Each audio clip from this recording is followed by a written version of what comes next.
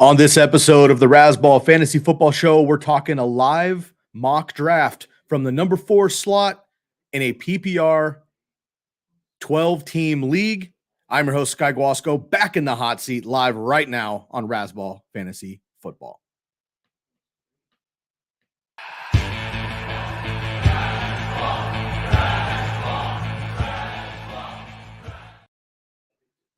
Ladies and gentlemen, so great to be back in the hot seat once again. I'm your host, Sky Guasco. Haven't been around for a few weeks, but Bob was so gracious to welcome me back into the studio. Super excited to get back into my first mock draft, at least live on camera, with you this evening. Make sure you go check out our YouTube channel, and we have a folder strictly available for mock drafts. So whether you're drafted from the 1 slot, the 12 slot on the ends, or you're stuck in the middle somewhere, 6, 7, 8, 9, we have a draft for you. And if we don't have it recorded yet, we will shortly. We're going to have PPR. We're going to have half PPR. Might even throw a standard in for you OGs out there as well. We got Dynasty, of course, and we will have Super Flex and other models coming up with you also. Before we get any further, of course, I need to bring in the man of the hour. As always, make some noise from my man, Mr. Big Bob LaMarco. Bob, we're hopping the seats here, which is so gracious. When I come on, you get to take a bit of a breather, hop into more of, like a relief pitcher, if you will, kind of the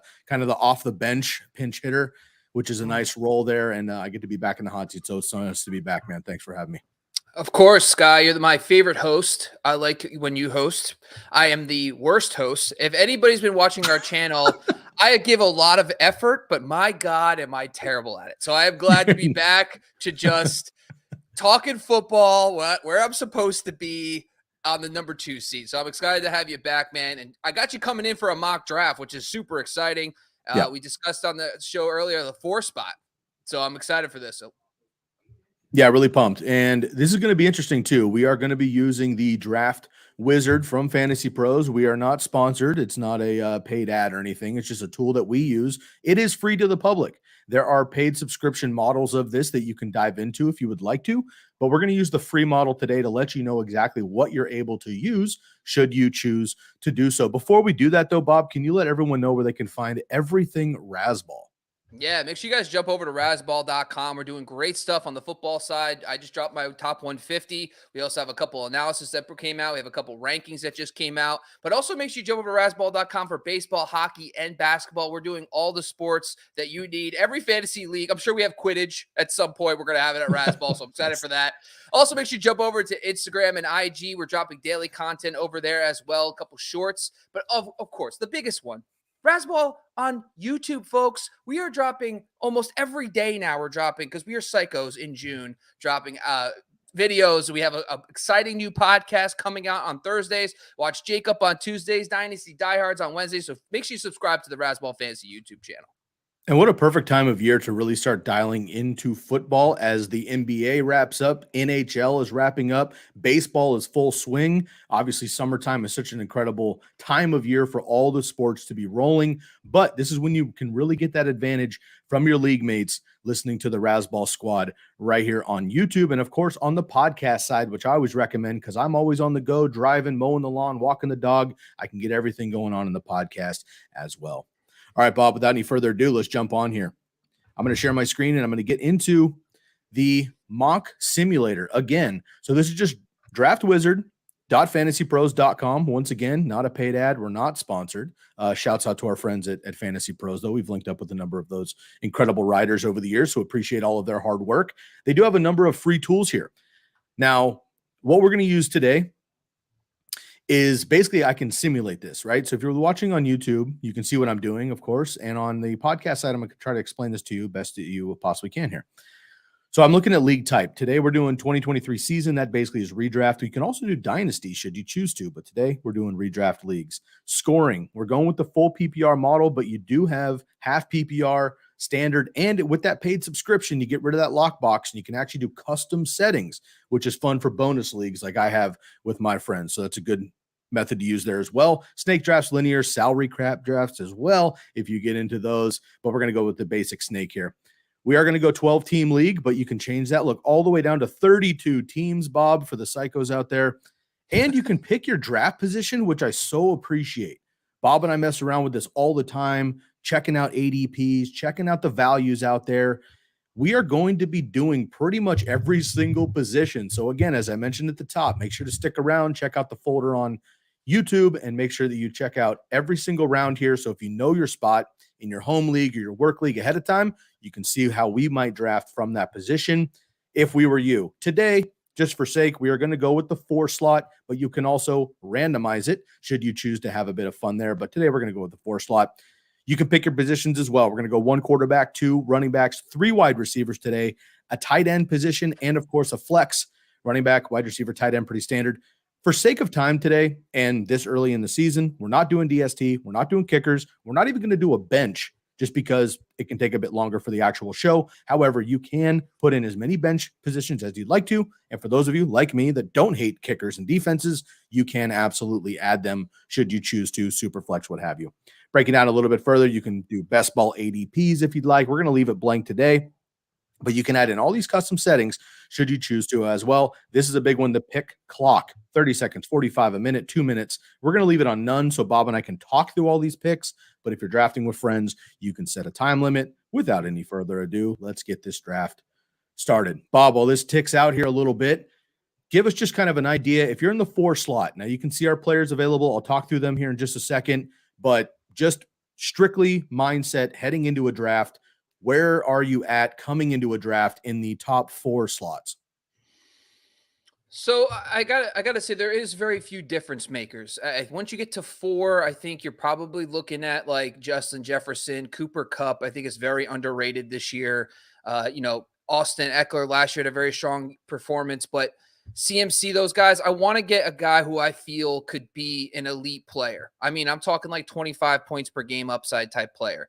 That's what I think about in the first 4 picks. It doesn't, I over the years have moved away from only running back.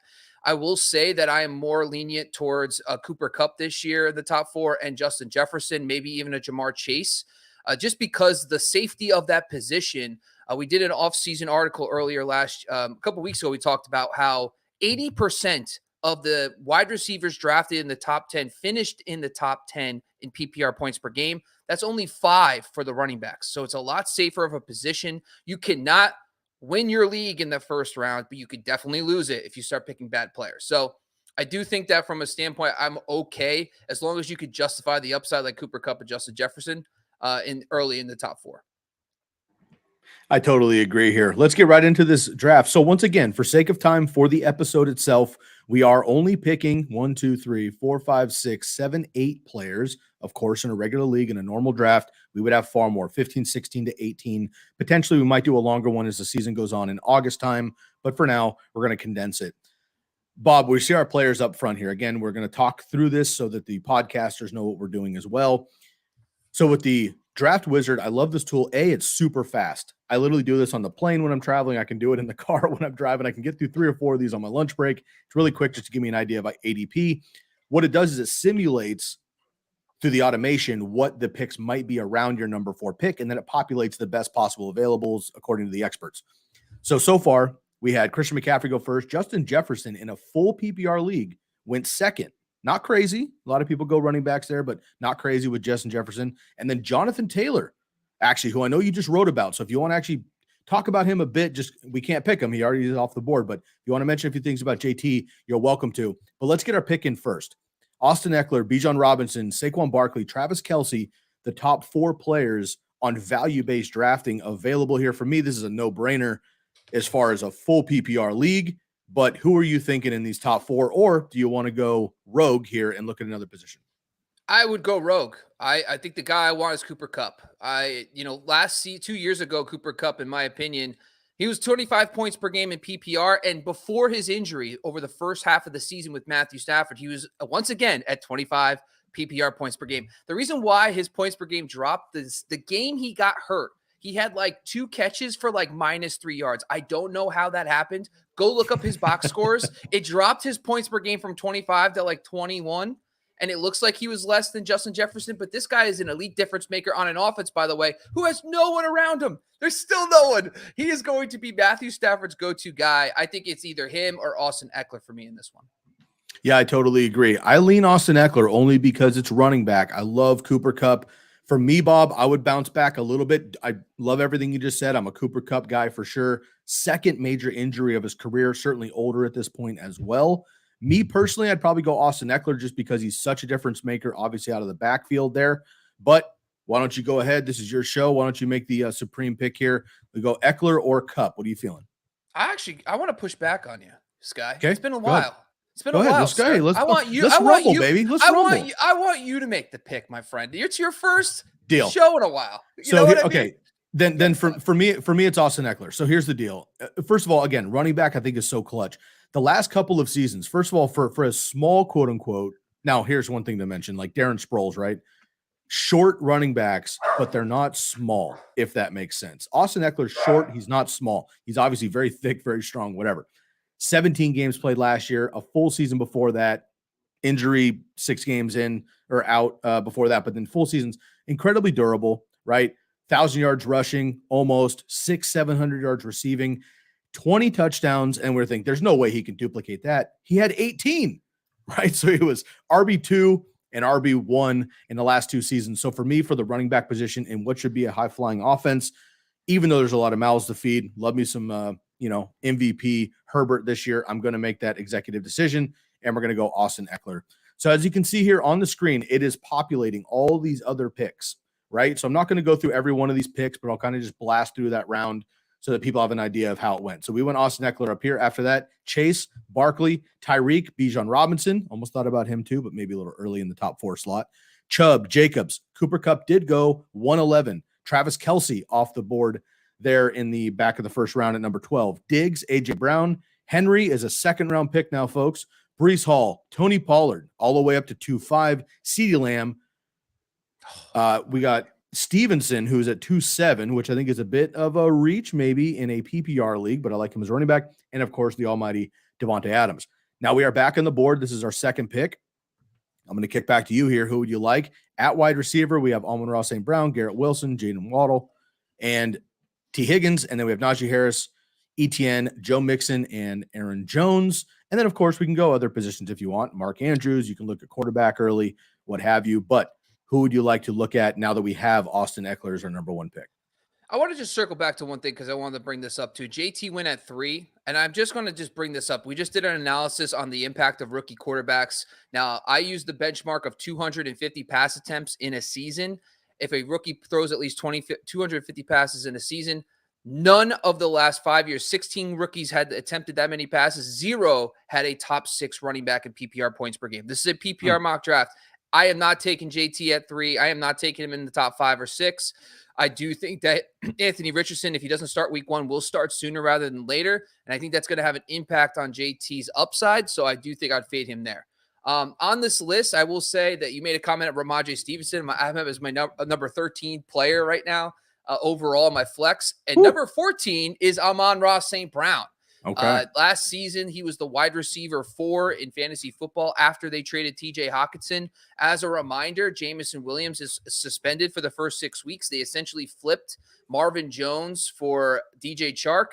Now, I know they drafted Sam Laporta, but there is a long history of a long learning curve for tight end rookies, and I don't think he's going to dominate targets. I think Amon-Ra could be a top 5 wide receiver this season, so I would love to take him here as our pick in the second round.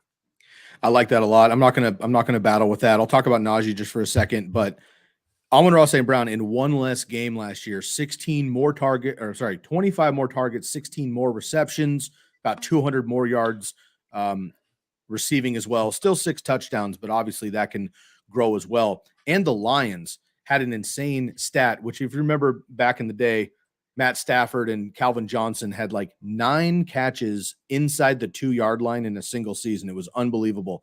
Last year, we know Jamal Williams had the 17 touchdowns, broke Barry Sanders' record, whatever. So many of those were because Lions receivers were getting tackled inside the 3 to 5-yard line.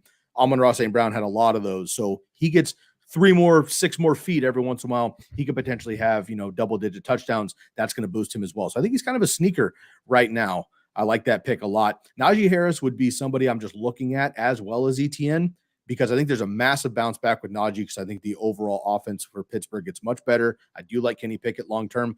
And Travis Etienne, when he finally got healthy and James Robinson was gone, the Jacksonville Jaguars, I think, are going to surprise a lot of people this year with a full season, and Trevor Lawrence taking that next step. So I like Travis Etienne here, but because we already have kind of that hybrid wide receiver running back, I don't need to push it.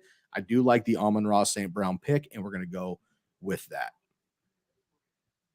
Okay, now we've got our third pick. We do have our top running back. We do have our top wide receiver, Austin Ekeler and Amon-Ra St. Brown. Again, let's go back. One thing I want to mention up here, Bob, before we get into our third pick here, you can scroll the positions as well. Quarterback, running back, wide receiver, tight end, flex, depending on who you're looking for. We're looking at tight ends now just to look at it, and Mark Andrews and Travis Kelce are gone. So we do need a tight end, right? Obviously, but the top two dogs are gone. Probably not going to force that. Wide receivers flying off the board now, but we still have some high-quality names. And then running backs, we're starting to get into those second, third, fourth tiers quickly. All of the quarterbacks are still available, but we're only in the third round. Bob, are you going to push it for MVP caliber guys like Mahomes, Allen, Jalen Hurts, Lamar Jackson at quarterback for fantasy, or are we still looking running back, wide receiver? I am open to the concept of drafting a quarterback a little earlier than needed, but I'd rather be on the tail end of that run than the beginning of it. I am not going to take Patrick Mahomes, Josh Allen in the early third. I will look at tight ends. We just saw Mark Andrews come off the board, so that could lead to a run on George Kittle and TJ Hawkinson. However, I'm okay waiting 2 more rounds, getting Goddard, guys like that I'm very high on, so I'm willing to roll the dice there. So I think I'm going to probably look at running back, wide receiver here. Honestly, my rankings right now, I have Joe Mixon. I think he's probably the guy I want. I know early on in the offseason, I have him as my 17th top 150 player. I'm as a second-round pick because it makes no sense why we don't love Joe Mixon. If anything, his situation got better. They traded Samaje Perine. But for some reason, no one wants to draft him in the first 2 rounds. You're getting an RB1, folks. The offensive line, by the way, returning 3 of 5 starters. Actually, technically 4. They're moving Jonah Williams to right tackle. They brought in Orlando Brown, which is an upgrade Massive, from what they had last year. You still got Joe Burrow, by the way, folks. Listen, Mixon's not dynasty. This isn't dynasty. We're talking redraft. This is a top 12 running back you can get in the 3rd round. That's why I'm leading Joe Mixon here. I like it, man. I've been a Joe Mixon guy here. You can look at schedules as well. I'm just kind of messing around so everybody can see these. I like Joe Mixon as well. I guess my only concern is just going to be kind of the, just the talk of, he was kind of lingering around. Are they going to, are they comfortable with him as that guy? He did have kind of a struggle. I just read there from Andrew Erickson. Shouts out to Andrew Erickson.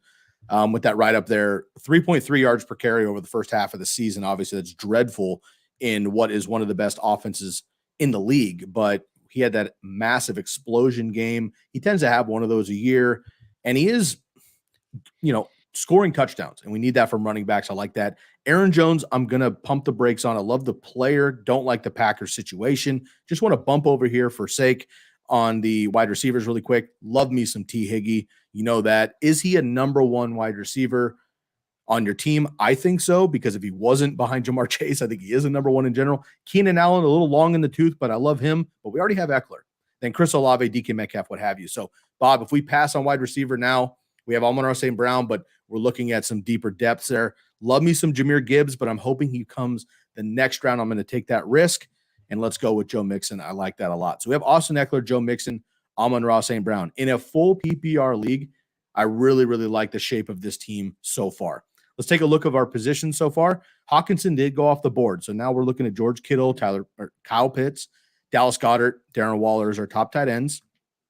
Wide receivers, Nuke Hopkins, Drake London, DJ Moore, Terry McLaurin. All 4 of those guys, massive upside, lots of hopeful hype, but also horrendously terrible floors as well, potentially. And then in the running back position, Ken Walker came on big time last year. J.K. Dobbins bounced back, but a second year off of that injury. We'd love to see that. Miles Sanders, I pretty much have a no Miles Sanders rule on my teams, but it is a mock, and I'd be willing to have a conversation there. Of course, he's now in Carolina. And then Dameon Pierce, who I think surprised a lot of people as a mid-round pick last year that burst onto the scene for Houston. And then quarterbacks, again, we did have a run of the quarterbacks. So the big 4 did go. Patrick Mahomes went first. Then you had Jalen Hurts and then Josh Allen. And we also had Lamar Jackson, this pick right before us. So the big four gone. Burrow, Fields, Herbert, Lawrence remain our quarterbacks. Do we want to go QB, steal one of those tight ends, or are we still looking at a wide receiver or pick up our flex at running back? I just want to talk quickly about Miles Sanders and Dameon Pierce because I brought up JT in the rookie quarterback impact. We're probably going to see CJ Stroud and Bryce Young this year for the rookie for those two guys in Carolina and Houston. And I did want to bring up the fact that running backs in general, when you look at RB 12 through 24, if you're looking at top 12 or 24 running backs, the impact to them isn't as severe. And actually, if you look at top 12 running back finishes with rookie quarterbacks over the last 5 years, it's on par with veteran counterparts. So I actually don't hesitate to take guys like Miles Sanders and Dameon Pierce this year at cost at that 4 or 5 turn. Right now, they are not on my list for this pick, but I just thought I'd bring that up. This is where I would start thinking of Justin Fields. I just think my opinion is that Justin Fields offers you that league-winning upside. He could offer you a different level than a typical pocket passer like Joe Burrow can because of his mobility. Same thing that goes with Justin Herbert and Trevor Lawrence. They're all good, but Justin Fields with that rushing floor could be a game changer. The same thing could go for George Kittle might be the obvious answer here, but at the same time, we don't know if it's Trey Lance, Sam Darnold, or Brock Purdy. And they still have a lot of other parts there, so I'm not as keen to take Kittle here. I guess what really piqued my interest is what other wide receivers are there. So what's the full list of wide receivers, Sky, we got? Is there a way to show more than 4? Yes. Oh, you know what? I may not be able to in this particular... Nope, I need to upgrade to do that. So this is the free version that I'm showing everybody. So unfortunately, I can't look at more than 5 right now. Actually, you know what? I might be able to. Let's see this. Yep. Let me see how many it'll give me. Let's go down to 8. There we go. Okay, let me blast this off a little bit further. Usually you can populate like 10 to 15, but I just did that. Okay, so we have DeAndre Hopkins, Drake London, DJ Moore, Tyler Lockett bumps way up now when you add them to the list. Jerry Jeudy, Terry McLaurin, Michael Pittman, and Christian Watson. Yeah. I honestly, one of the guys that really piques my interest this year is Jerry Jeudy. I have him as my wide receiver 17. I think theoretically he would be the most, I think guys like Cooper are gone, Metcalf, Keenan Allen, Chris Olave. So he's next on my list. I just think that Sean Payton's going to bring just a whole level of confidence to that offense. And I think Jerry Jeudy's going to be their slot guy, that Michael Thomas-esque player in that offense for him. You know, think back to Marcus Colson. I know Jerry Jeudy isn't as big as those guys, but he's going to play that slot role. And we've seen Russ cook with the slot guys like Tyler Lockett and Doug Baldwin. So the quarterback and the scheme, I think my opinion is Jerry Jeudy, Justin Fields, or George Kittle at this pick. Okay, so none of these running backs, just to be clear. I mean, I like J.K. Dobbins this year, and Cam Akers are guys I really like because of the fact that they're second year from their injuries. We talked about this last year. You stay away from injured players coming off injuries, but the second year is buying low. I talked about Sanders and Pierce. I do think that they are going to be fine at cost, but I think there's bigger upside guys that you could take in this situation. Kenneth Walker is one that I just feel like, why did they draft that guy? Why did they draft Zach Cabernet, whatever his name is, Cabernet? Zach Cabernet. Yeah, Cabernet. And like where they did. I guess from your standpoint, because I think Kenneth Walker's a stud. Last year, his comparables were like LaDainian Tomlinson. It was insane. Yeah. And he's on a great offense. So what's your thoughts about Walker? Talk to me about it.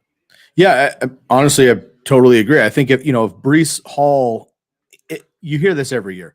If Breece Hall wasn't in that draft class, Kenneth Walker was far and away the number 1 running back for most experts. But Breece Hall was that guy, right? Kind of like Jahmyr Gibbs this year and Bijan Robinson, right? Like Bijan's number 1 for pretty much everybody, but Jahmyr Gibbs is right behind him, kind of a thing. Kenneth Walker got his opportunity. And the biggest thing, Bob, is they let Rashad Penny go, right? Or he's, on another team, whatever. So that's massive. It says right here, he was running back 8 in the back half of the season. Once Rashad Penny went down, we know the Seahawks want to run the ball. I will say this, as a number 3 running back, Walker and Dobbins is pretty sweet, but we're in a full PPR league. We do need some more guns there. I like the wide receivers, but I think we have a lot of depth here. I don't think we need to go Jerry Jeudy yet. I think he probably will even come back around to us. I do like Justin Fields. I'm a Herbert homer. We know that. I would be happy with Lawrence or Burrow if all 4 of those guys were to be gone. Here's my thing. I'm a Niner through and through. One stat here, Bob, sticks out.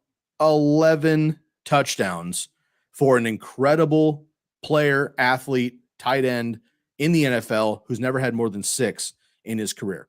11 last year boosted him majorly. The yardage was down. The targets were down. The receptions were down. He played an extra game, right? So I just think it'll level off. So I love me some George Kittle, but I think it's a little expensive. And I think you can get Dallas Goedert, who is George Kittle anyway, in my opinion, for cheaper later. So for me, I'd like to go either Fields or Herbert. And that's kind of my pick because we can get more running backs later and wide receivers. I think there's a lot of depth too. So you want to go Justin Fields, we'll do that because I pick Herbert every other time. And that's over Burrow, just to be clear, correct? Yeah, Burrow 5. I mean, it goes, well, I'm sorry.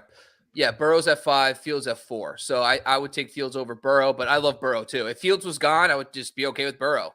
I think Burrow's going to be an absolute steal. I think there's only 5 guys, in my opinion, that offer that gap. And then it goes Lamar, in my opinion, over Herbert and Lawrence. But I think Fields is the pick for me. Yeah. I love this. Joe Burrow last year finished QB4 with 4,400 passing yards. Justin Fields finished QB5 with 2,200 passing yards. Joe Burrow literally had double the amount of passing yards for Justin Fields and finished 1 spot further. Let's go Justin Fields with the upside there.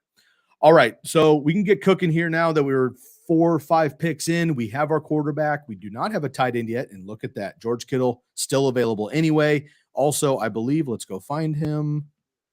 Oh, he got picked right before us. I lied to you. Sorry, Bob. God damn it, Sky. I know. Classic. What are you doing? Classic. We do have some running backs here too. So, well, this is good, man. This is why we do mock drafts. So we were planning for Jerry Jeudy, thought he would come back. He didn't. Do we want to just punt wide receiver and go with upside guys and go with George Kittle, a top end dude? Or do we want to make sure we get one of these high end wide receivers with upside? Drake London, McLaurin, Pittman, Lockett. How are you feeling now? So unpopular opinion, but I am big on Cam Akers this year. I am also big on James Conner, as always, because I think these guys are undervalued, but you can get them later. Cam Akers last season, okay? Just if you have any hesitation about Cam Akers, just go look at the last half of the NFL season, okay? Playing with Baker Mayfield and a makeshift offensive line, the dude was an absolute monster, averaging over 100 yards per game, basically a touchdown per game. It was absurd. He's got Sean McVay and Matthew Stafford and Cooper Kupp coming back to make that offense even better. He's going to be 2 years removed from his injury. I actually have him as the highest player left on my list to draft. Personally, I think Calvin Ridley went, right? Let me double check Calvin Ridley. I don't believe so. No, he's still on the board. Ridley's high up there for me too. The one guy I do want to talk about is Michael Pittman here, because like I talked about the rookie analysis. We did the one for the wide receivers. If you want to go check that out, it's on the site right now. The wide receiver 1s and 2s get really impacted by rookies. If Anthony Richardson plays at least half the season, there's a major impact. So over the last 5 seasons, the 16 quarterbacks only produced 1 top 12 wide receiver and 3 top 24 wide receivers. That's a 19% hit rate for top 24 wide receivers. So I'm fading Michael Pittman this year because of that information. Now, I know Gardner Minshew could start, and me, DD talked about that, but I think that's important to bring up on today's show. But I would say Calvin Ridley is probably one of my favorite players here. Alexander Madison, by the way, is probably going to be drafted in this area of the draft. I think we have to go look for him. He's probably a lot lower because this is based on UCR. Yeah. But I love Akers here as well. Yeah, there's your boy Connor. But again, I hate to jinx it and have these guys get picked. But if we're going on this draft board, this also, again, this kind of bakes in the experts agree 28% of the experts agree that Miles Sanders would be the number 1 pick here among running backs. Of wide receivers, Drake London would be that top guy. And you see that percentage dropping significantly with the rest of these guys. Doesn't mean they don't like the guys overall. Just means in this particular draft pick at the number 5 slot, they might look at that. If I go look over here at tight end, 59%, which is actually everybody. So if I just throw everybody on here, Drake London would be the number 1 guy, Pittman, McLaurin, and George Kittle there too. So that would be interesting. I do think some of those running backs, Cam Akers, James Conner, some of those guys could potentially come back to us, Bob, and we do have 2 running backs. So I'd like to personally go get a wide receiver. Give me 30 seconds on Drake London. Well, so last season we talked a little bit about the low pass volume for the Atlanta Falcons, and in my opportunity analysis that I just dropped this week, talking about the potential increase in pass volume for the Atlanta Falcons is key. Um, Drake London, by the way, was just commanding a lot of targets, and I think that if you look at the 177 passing yards, the lion's share of that went to Drake London last year. And if they are able to improve in their second season, he's already dominating looks last year. And by the way, if you look at his box scores with Desmond Ridder as the quarterback, he was dominant down the stretch. I think he averaged roughly 14 PPR points per game over that stretch. That's like wide receiver one numbers. So I like that year too. Rookie quarterback, rookie wide receiver last year teamed up, and I think that they're going to bounce back. So I actually have him lower than I should. I might have to bump him up. I have him in the 60s right now. I could see myself drafting him at the 4 or 5 turn. I love it. Honestly, he would be my pick over Michael Pittman. I like the opportunity, but I think Drake London and Michael Pittman are similar, both USC guys. But Drake London, man, getting over 100 targets as a rookie, I know there's limited options there, obviously, but playing every single game also matters. So I like that a lot as well. Would you go against Drake London? What's your final pick? I'm good. I like it. I do. I did some light research on him like just a few days ago, and I found myself liking him more and more. I think the question really would have been for me is I like Calvin Ridley this year. And I also feel like I might have guys like Traylon Burks ahead of him right now, which I think he fell to us. Did he fall or? Let's see, Traylon Burks. He is right here. He's still on the board. Yeah, Traylon Burks for me is one of those guys where we didn't get to see his whole potential last year, but he was the heir apparent to AJ Brown. He got injured last year, in and out. Then Ryan Tannehill got hurt last year, but we started seeing a little bit of connection between those two before Tannehill went down over the second half of last year too. So I think Burks is in for a big season. I have him as a wide receiver 22 in my rankings. I'm actually much higher than him, most people than on Traylon Burks because of that. So I would have taken Burks there, but I'm glad to get both those guys. I'm in on both. So I like that too. And not to mention Derrick Henry also got hurt, which you might think like, oh, the running back's out. That's better for wide receivers. Not in the Titans offense, right? In the Titans offense, you want Derrick Henry available because it brings up the safeties, brings up the linebackers to play Derrick Henry, and you can go over the top. So everything went wrong for Traylon Burks last year. I agree there should be a bounce back. I'm just concerned about the Titans offense overall and the quarterback position there. I do like Jahan Dotson. I do like George Pickens. Both those guys will probably be on the back around maybe for a flex later. Marquise Brown, I think, is interesting. Nuke is gone. Marquise Brown is far and away the number one for Arizona. The question is, how does that quarterback room look like? I think the offense overall is going to be dreadful. The 49ers are an excellent defense, as we know. The Seahawks are a much improved defense as well. The Rams are going to be good enough, even though they lost Jalen Ramsey. I think the Cardinals are going to be horrendous, which might be good for Marquise Brown because garbage points do matter in fantasy football. Bob, he's a 6th-round pick here. I think he's got wide receiver 2 upside. Let's look at the tight end position real quick because we did have a run. Again, we passed on tight end, and here's what it looks like. So Alexander Madison, first of all, did go. Then we had George Kittle also went. Michael Pittman went, who we were talking about. Justin Herbert, we already had our quarterback, but he goes. And then we had Dallas Goedert and Kyle Pitts go right before us. So we're really looking kind of like shot in the dark guys now. How much do you believe in your Giants and the movement of Darren Waller coming over for Daniel Jones? Do you think that Darren Waller is the last hurrah here? Do you believe in Evan Ingram, who is also on here as our tight end 1, where you feel comfortable to go with another wide receiver? Or do you want to steal one of these last high hope tight ends? I'm in on Waller. I am 100%. I think he's going to clearly be the alpha of that offense. And we haven't necessarily seen Brian Daboll per se fixate a tight end in his offense, but Dawson Knox had a couple nice seasons. I mean, this guy, got to remember, Daboll comes from New England originally. So he was around for the Gronk years and some of that stuff. So I actually am in on Darren Waller. He could be the number 1. We've seen that in the past with his time with the Raiders. So he could definitely be the alpha there.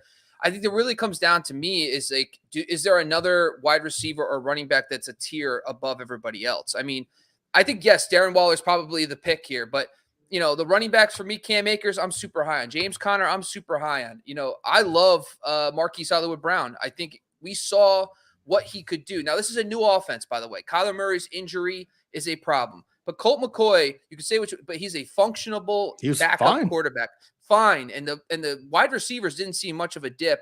You got Zach Ertz coming off injury. He's going to get off to a slow start. No DeAndre Hopkins. We saw last year what that guy could do. He was a top, 15 to 16 wide receiver before Hopkins returned and before he got hurt. The question comes, do you believe in the new OC Drew Petzing?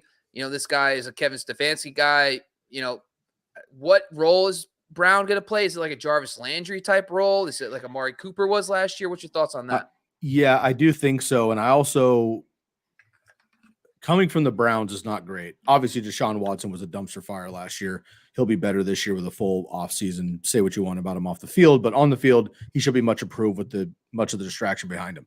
That being said, Drew Petzing is a low plays per game, low firepower offense is what he's coming from. I like Hollywood a lot as far as, taking the top off with Kyler. Colt, I think, can get the job done and kind of more of like an Alex Smith, if you will, which is more of that game manager, quote unquote. I think that's fine for PPR, but I don't think he's going to have the upside. I don't hate the Traylon Burks here, but I think some of those guys will come around here. You're talking about difference makers, Cam Akers, DeAndre Swift, and James Conner are all still available. Bob, all three of those guys I like a lot. DeAndre Swift has totally disappeared because he went to Philly and there's other mouths there, whatever, and people are kind of nervous about him or whatever. I still think he's an incredible talent in general. James Conner, I think, is fine. And Cam Akers, again, down the stretch, I think is fine too. I'm looking at offense. On these running backs specifically, I'm looking at offense. DeAndre Swift, far and away, the Eagles are the best offense out of the Rams and the Cardinals. So I don't dislike Akers and Conner, but Swift for me is far and away ahead of these guys. Rachaad White for Tampa, I just don't know if I can trust him because I don't trust the coaching staff there and what that offense is going to look like with horrendous quarterback play. So if we're going to go running back, I go DeAndre Swift. If we're going to go wide receiver, I like Brown, or I can be okay with going with Waller and crossing our fingers.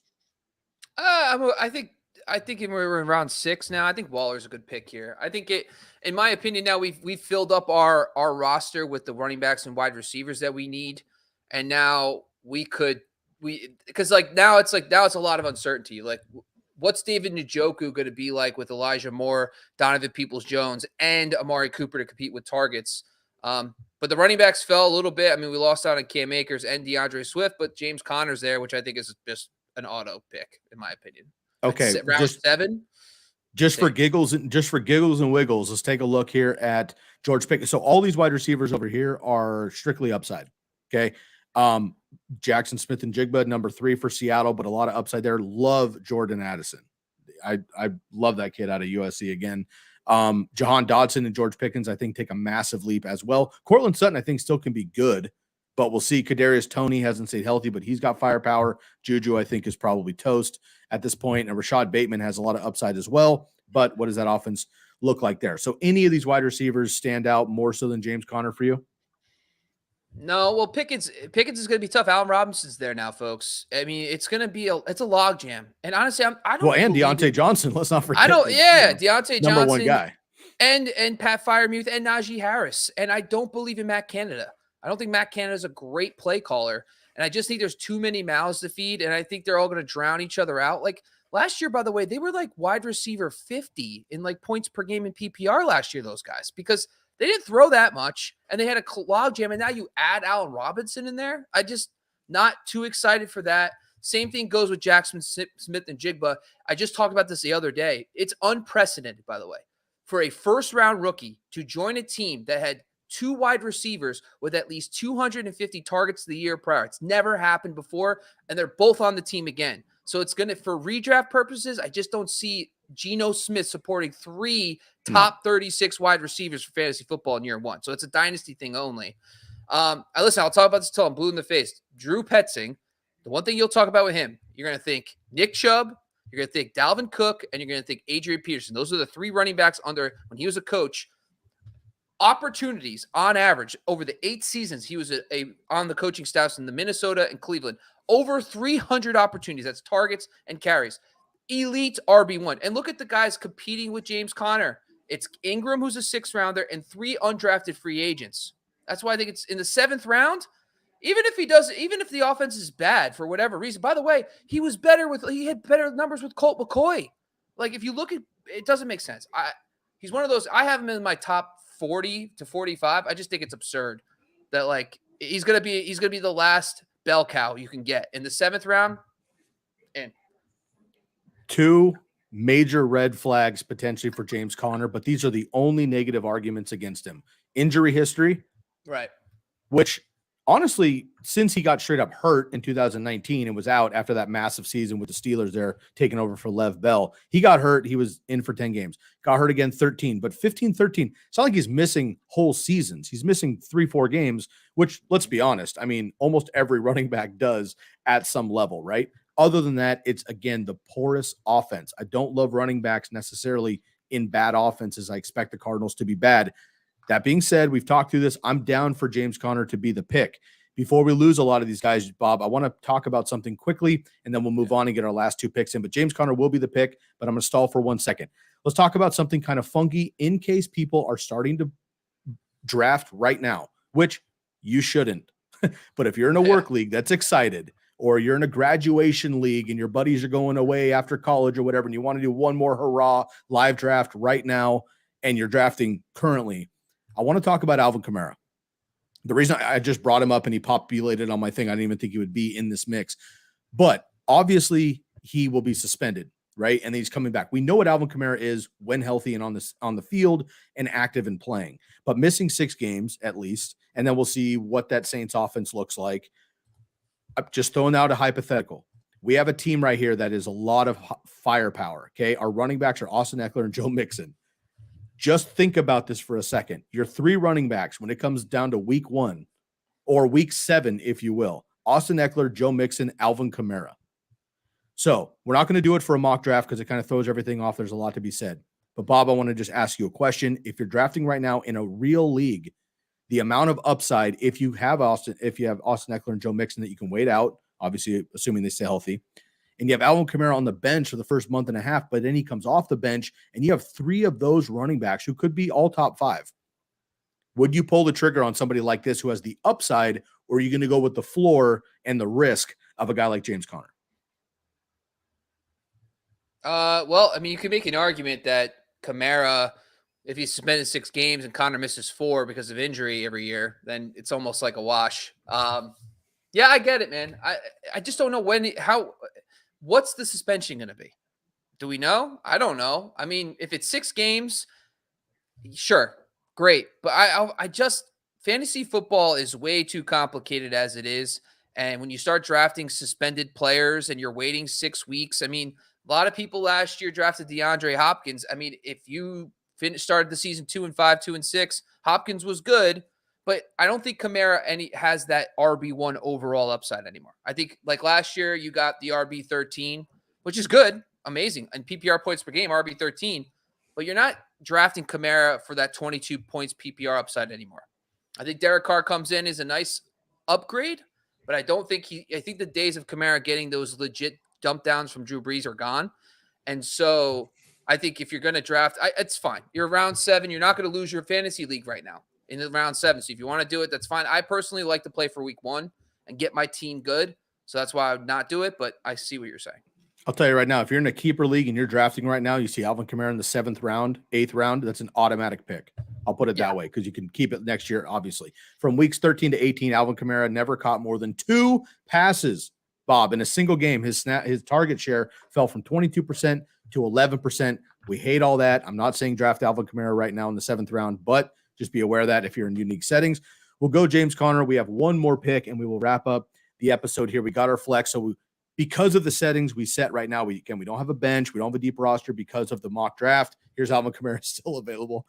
We have wide receiver. So basically, based on what we did to ourselves, we're just going to skip all this running back talk, and we're going to go right to wide receiver. Jahan Dodson, I've been talking about him for 3 rounds, still on the board. Jordan Addison, Smith and Jigba, again, upside. Kadarius Toney, kind of what are you going to get? Rashad Bateman, lots of upside, but he's been hurt. And here's the OG, just always lingering in the 8th, 9th, 10th round, no respect. Obviously, he hated Houston, so he dogged it, and he got out of there, thankfully. But he has been nothing but value in fantasy football pretty much his entire career. He would be our wide receiver 3 right now, and a trusted target in a Dallas offense that's pretty much the exact opposite of what Houston was last year in Brandin Cooks. What are you feeling for our final wide receiver pick? I just wrote up Brandin Cooks because of my opportunity analysis I just did, and available targets. The Cowboys are 5th at 292. They lost Dalton Schultz, Zeke Elliott, of course, and then Noah Brown. People forget that early on in the season last year, he was the guy. Solid. I think the only problem is that Michael Gallup should be a lot better this year. Remember, second year removed from that ACL injury from 2 years ago. I think he's going to demand targets. CeeDee Lamb's going to have his thing in the middle of the field as well. So the question comes, do you think a 2A versus, for Brandin Cooks is a better option than Patrick Mahomes' potential number 1? I think at this point in the draft, man, if Tony, we don't know anything about Tony. It's all risk. Like, we don't know yet if he's going to be the guy. It makes sense, but Juju, we knew, was a target vacuum last year, at least coming from Pittsburgh. Tony's never been anything yet. He has not been. He played like 11 snaps in the Super Bowl. So Tony is like that. Hey, in the 8th round, he's our last player, our flex wide receiver 3. The next round, we could take a safer wide receiver if we feel that we want to take that upside. I think this is a good question. Are we on the backswing where we're closer to our next pick or further away from our pick? Well, our draft is literally going to end because of the settings, but we're actually, but we are on the other side of it. So we're on the backswing, meaning we have less picks this round than we would next round. So if we had another pick, we would have a better opportunity to go, let's say, Kadarius Toney and then Brandin Cooks. For sake of conversation in this episode, this is our last pick. So let's just pretend like this is it. I mean, there's a cliff after this, so we have to make a pick here. Let me throw in another name here, just for sake of conversation, because if you're talking Toney, throw talent out the window. It's the Chiefs. They're loaded with talent. Obviously, the number 1 wide receiver is Travis Kelce, obviously, right. And then after that, it's whoever is healthy, happens to get open, is on the same side of the field that Mahomes happens to scramble to on a particular play. I'm sorry, outside of Tyreek Hill, we have not seen a consistency. Even MVS had massive plays, but like 3 a game. Juju had a couple good games before he got his concussion, and he was never the same.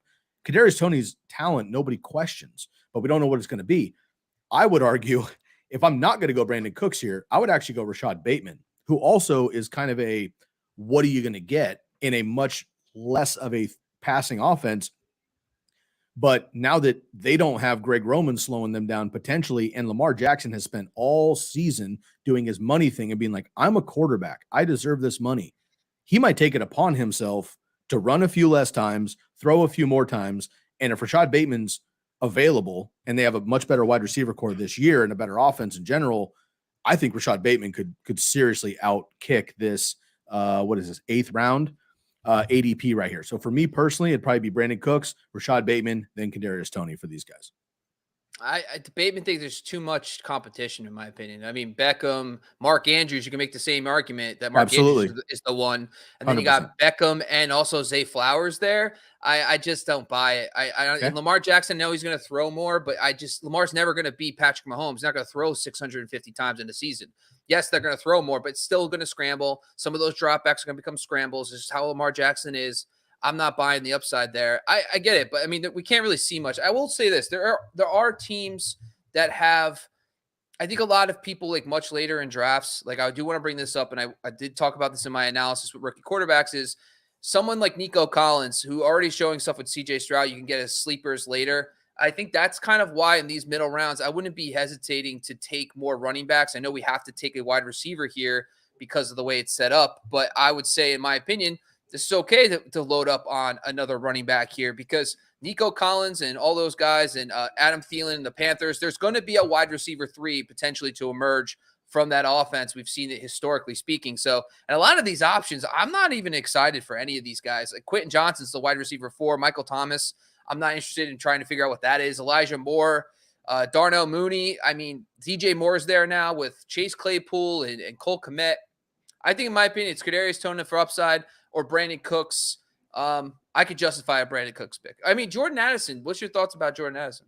Love Jordan Addison. I was just going to ask you, is there any chance Jordan Addison becomes 80 of what we used to love about Adam Thielen as a number 2. I would say, yeah. I think Thielen's vacating over 100 targets. I just think, and so I much know, more in talent.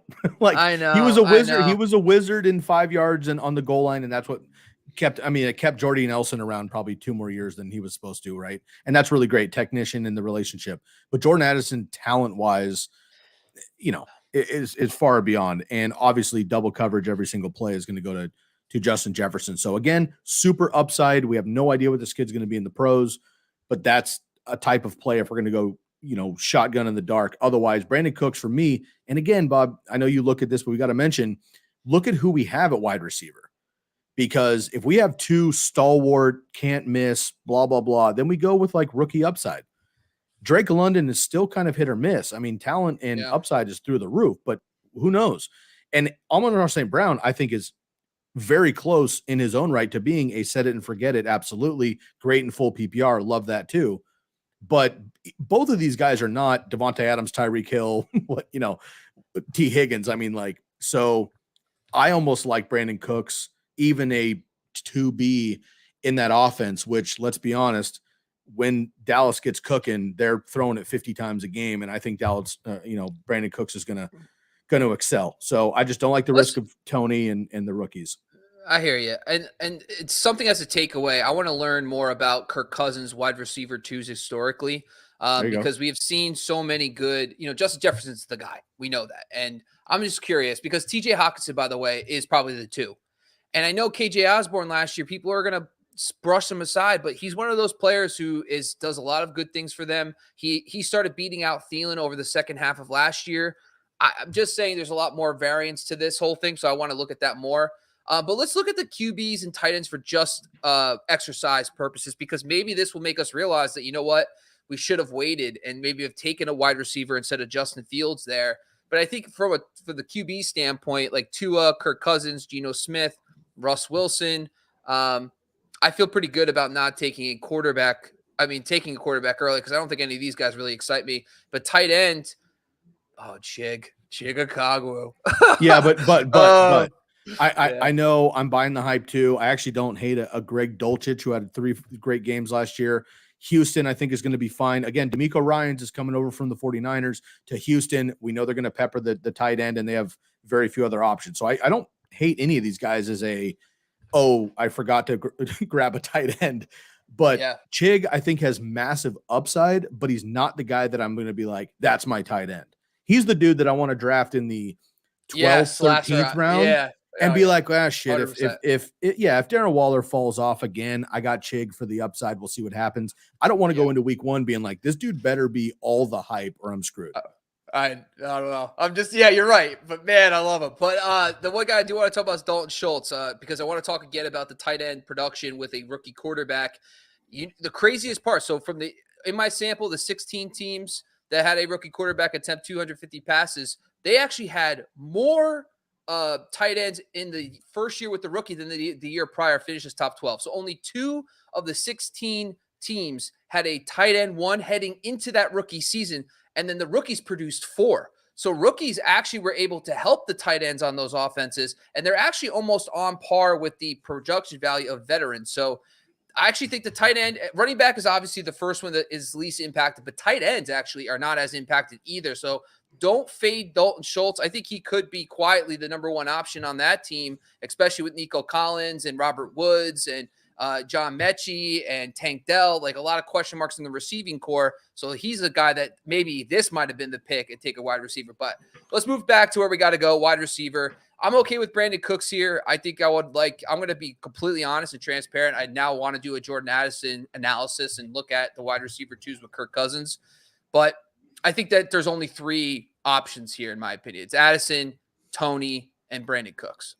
So, Bob, I know you would mean to, and you and I are kind of off sync because I haven't been on for a few weeks, but you did mean a Jordan analysis, correct?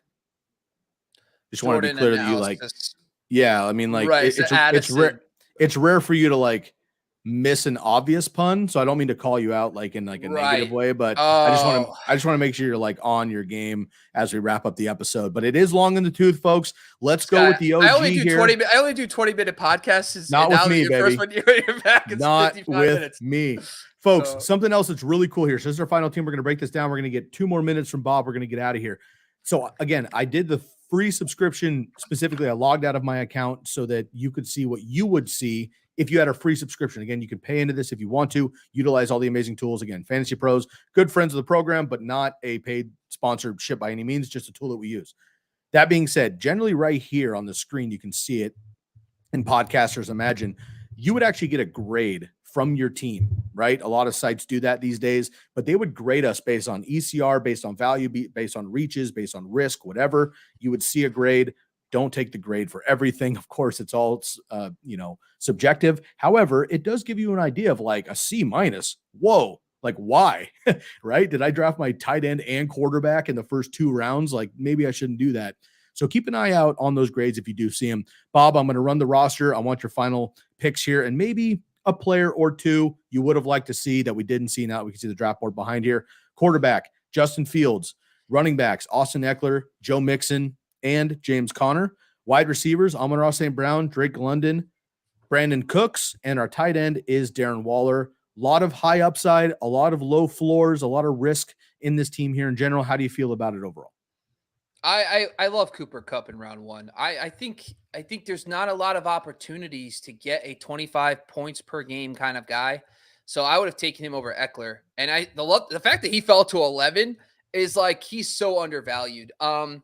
Outside of that, I think overall, Justin Fields, I'm starting to warm up to the idea of drafting a quarterback at 4, but I think from a draft philosophy standpoint, you got to ride the wave a little bit. If you feel like there's a clear break in quarterback play, take the quarterback because you're going to be I know a lot of quarterbacks don't give you a huge advantage, but there are a few that do. And I think if Justin Fields is that guy or Jalen Hurts or Patrick Mahomes, and you see quarterbacks slipping, pull the trigger there.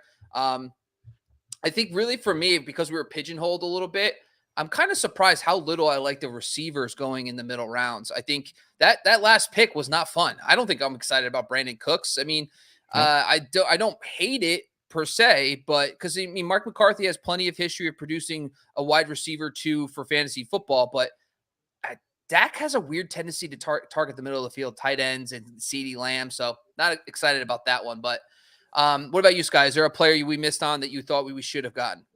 I'm following this trend line here. And if we don't go Fields, just for sake of conversation, we don't go Fields. Let's say we go Dobbins, kind of like that pick.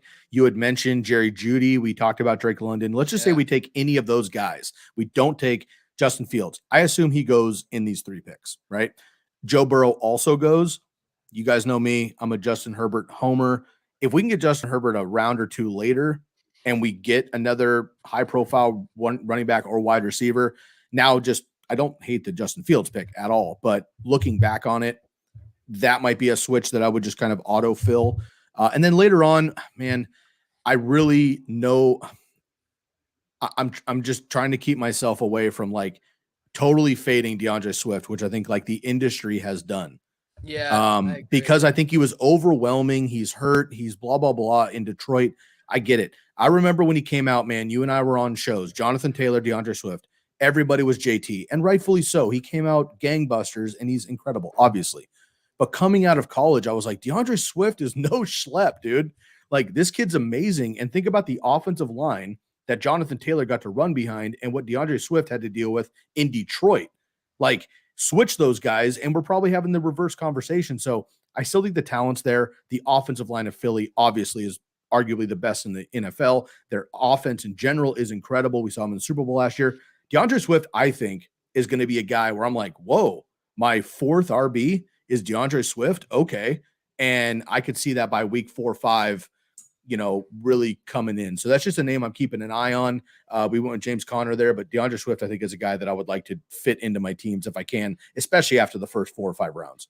Yeah, and Alexander Madison going in that 5th round is solid. That's a good pick. I mean, that's not going to last. I'm telling you right now. Yeah, I just don't think the ADP hasn't caught up yet to the Cook news and all that. Like in 2 weeks, Bob, when we're going to do this all over again next week and whatever, within 2 weeks, I bet you Alexander Madison's, I'm thinking By the end of this month, July 1st, you think Alexander Madison's a third-round pick? I have him at 35th overall. So okay, yeah. but I think he's. can we just say one thing? Dalvin Cook is a better running back. I just want to go on record. Absolutely is. Look, historically speaking, okay? Look at Sure Dalvin is. Cook's yards per carry. All He's the not even stats. on here because of all the we got drafted in the 4th round here, but yeah, but the thing is, like, last season, the Vikings moved away from the run and moved more towards the pass. Dalvin Cook was still solid, but he was the RB15 last year, and he's a better player. So I think that I'm aggressive on him at 15, but I think right where if he starts going into closer to the RB, like early 3rd, 2nd round, I'm out. I'm not going to deal with that. I still like him at the 3-4 turn.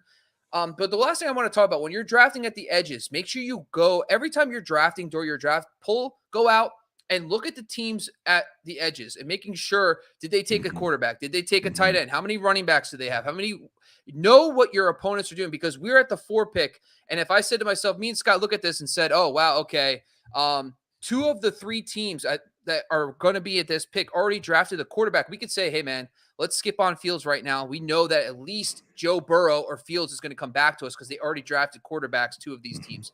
Play the edges to your advantage in that sense, because then you could draft a Jerry Jeudy, a DJ Moore there, or you could draft, another player and then get Fields or Burrow in the next round. So play the edges to your advantage as well.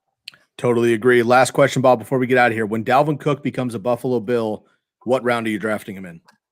Well, when he goes to Miami, yeah, man, that's a big question. Why would you not have both Cook brothers in Buffalo? I mean, seriously. Damian Harris, is you going to just throw him away?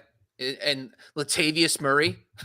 Yeah, absolutely. Yeah. I'm throwing those guys away. Yeah, right, dude. Yeah, both Cook boys being able to play behind that. I mean, yes, that's a no-brainer for me. Absolutely. Anyway, that's all semantics. We got a lot of moving parts still to come. Zeke Elliott, not on the draft board, ladies and gentlemen.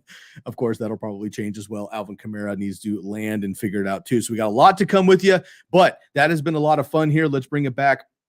And Bob, why don't you go ahead and run us out? Remind everybody one more time where they can find everything Razzball and what we got coming up next. Yeah, make sure you follow us across the board at Razzball Fantasy on YouTube, IG, and TikTok. And, of course, make sure you jump over to Razzball.com. And we're doing great articles for football, baseball, basketball, and hockey on the website. But make sure you subscribe to our Razzball Fantasy YouTube channel, folks. We're going to be doing great content like this all off season long, and we're excited to be for another season. Make sure we're going to be back for our Sunday lives. So make sure you subscribe now so you see all the shows when they come out.